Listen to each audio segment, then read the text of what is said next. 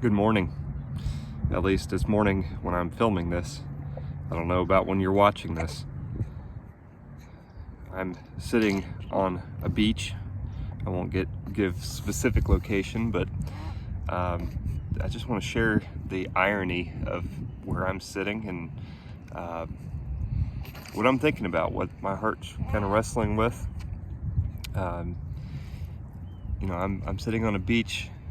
Beautiful. I'll pan around real quick. You can kind of see the sunrise there and a beautiful sailboat, and the water is just calm. In fact, you can't really hear the waves crashing where I'm at. The waves are out around that island over there, but just a beautiful, serene scene. Then right here, I'll show a quick glimpse. This is my newborn son. We're out here on a little walk, and he is just snoozing away, enjoying the nice little sea breeze, and he's almost got a little smile on his face. Very tranquil, peaceful scene.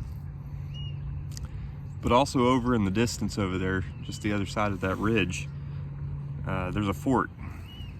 Again, I don't want to give specifics, but it's a historic fort that's been there for 150 years.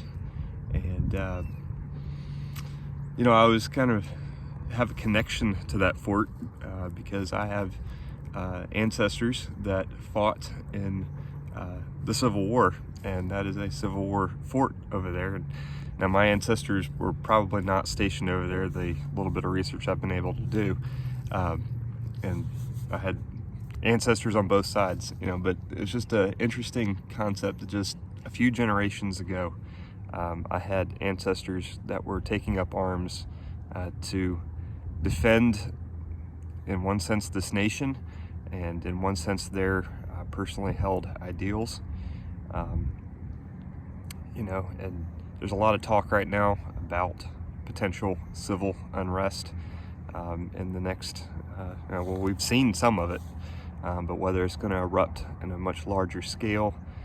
I'm also sitting just a few hundred yards from a major port of entry here in the U.S., and so I know that there's a massive group of Border Patrol agents just sitting over there patrolling ships right now, just a few hundred yards behind me. And I think about their jobs on a daily basis and how they're having to go through containers from all around the world that are coming into the port, making sure there's no nuclear weapons or chemical weapons or biological weapons, and just how vulnerable our country really is to an attack. And I'm grateful. Please hear me. I'm grateful for those men and women who put their lives on the line every day to help protect our nation.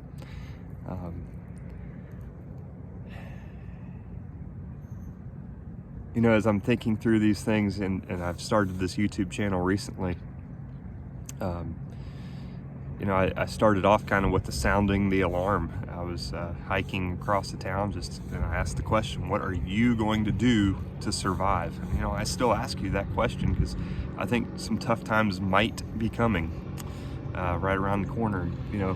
On mornings like today, it's really tempting to kind of say, nah, we're not going to see those tough times. It's all going to work out. It's all going to even out in the end. And they might.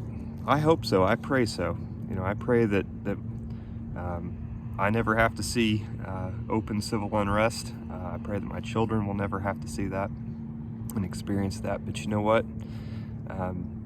We cannot rest and be ignorant of the realities of life, and we cannot put all of our security in the hands of others. As grateful as I am of the Border Patrol agents right a couple hundred yards behind me, and as much as I do trust many of them, of course I don't know any of them personally, but I do have a level of trust that they are doing what they need to do. At the same time, my security and the security of this little guy right here, that's in my hands. That's in my hands. And that's something I believe that God has placed in my hands. And you know what? Your personal security and the security of those who are in your family are in your hands. And that is, something that I think God has placed upon every individual. And we see that all throughout Scripture. Just recently read through, and this has always been one of my favorite passages of Scripture, but it's always something that I come back to. Micah 6:8. It says, "You, O man, know what is good, to act justly, to love mercy, and to walk humbly with your God." Micah 6:8. You know what to do. To act justly, all right? So there's an action. We have to do justice, right? We have to follow God's law. We have to follow what He has ordained for us to do. And we have to do it right. We have to do it well. We have to do it righteously. We have to love mercy. Mercy won't exist. It can't exist without a baseline of justice. Mercy is not getting what you deserve, or not giving to someone else what they deserve. And God calls us to, at times, to love that mercy and to want to show that mercy, because guess what? He showed us mercy. He showed us mercy and continues to show us mercy. We all deserve death, physically and spiritually, because of our sin. And yet He shows us mercy. His mercies are new every morning. And we're called to walk humbly. Walk humbly. And there's so much implied right there, and that is moving forward humbly. Humbly is without pride, without arrogance. That is the root of all sin. Leaving that pride and that arrogance behind us and putting our faith and our trust in who we're walking with and who we're following. And that's Jesus Christ. I hope and pray for you. I know it is for me. I made that decision years ago to put my hope and my trust in the one who showed me mercy. And I'll just close with this metaphor. I've shared this before. Looking here on the shoreline, you have the water, of course, lapping up against the shore. And then up here you've got the sand that's, up here it's a little bit drier. And in between, you see that hard packed sand right there. And kind of the way I think of it sometimes is hard justice. It's the rock hard grains of sand. And sometimes if you walk up on this side, you're just walking that line of justice. It can be hard going. Right now it's still pretty damp out here, but if it dries out later on today, this up here is going to be harder walking. And the same is true if you get closer to the water down there. It's going to be hard walking because the ground is so saturated. It's like mud, and it's just, but the easy way to walk is right in the middle. There's a balance where the sand is firm.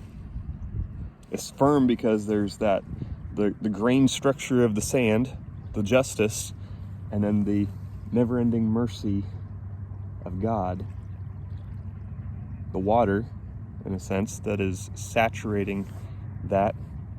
And it's just ironic. And maybe this doesn't work in your mind, but in my mind, this is a picture of that. If you're going to walk this beach right here, you want to walk where it's firm.